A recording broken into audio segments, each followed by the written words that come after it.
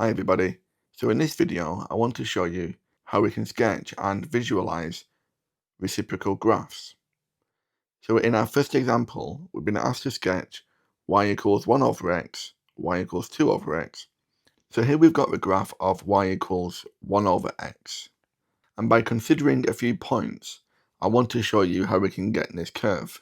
If we let x tend to 0, which means it gets very, very close to 0 but never actually 0, then y would tend to 1 over x or 1 over 0.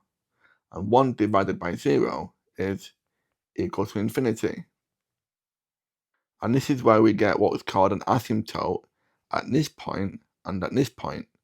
So this is where it shoots off to positive infinity as x gets to 0 and negative infinity as it gets to 0 from the negative side.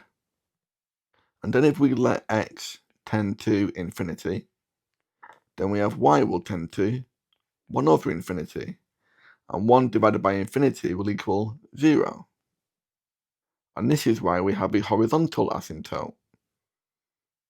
X will never actually get to infinity, so this line will never actually get to the x-axis, but it will get infinitely close to it.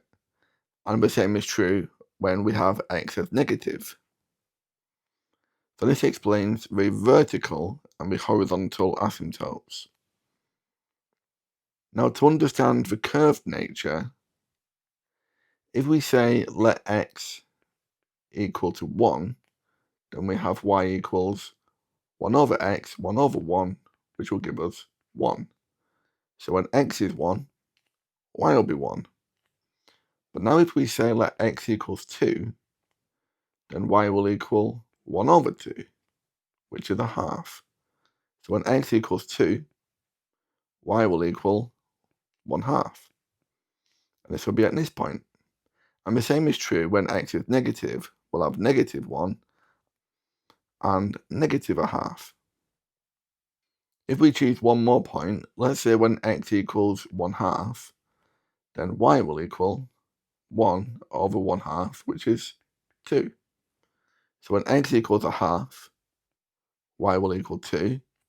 When x equals negative a half, it'll be negative 2. So hopefully you can see then how we get this curved function where we have a vertical asymptote here and on the negative, and a horizontal asymptote here and here.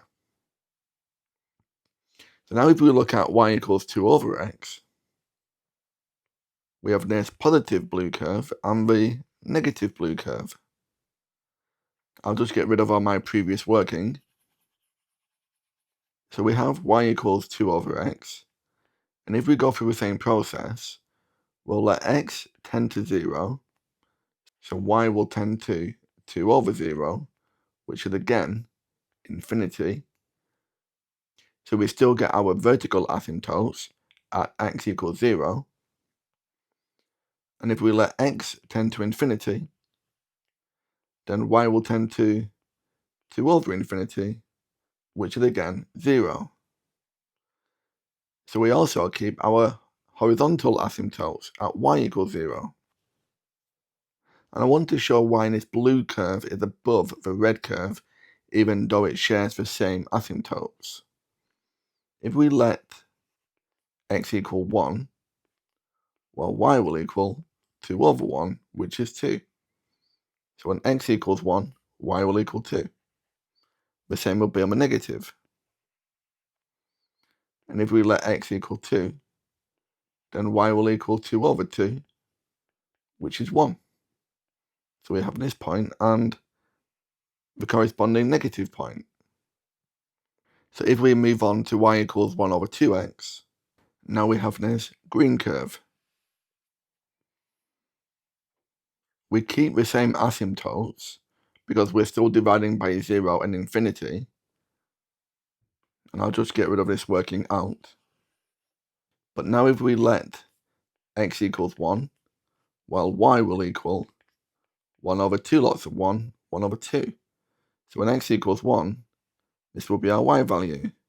And when x equals negative 1, if we let x equals 2, we get y is equal to 1 over 2 lots of 2, which is 4. So you can see this is below the red line. So what this tells us then is that as the numerator increases, this goes further away from the origin, but it keeps the same asymptotes. But as the denominator increases, it gets closer to the origin, but again with the same asymptotes. Okay?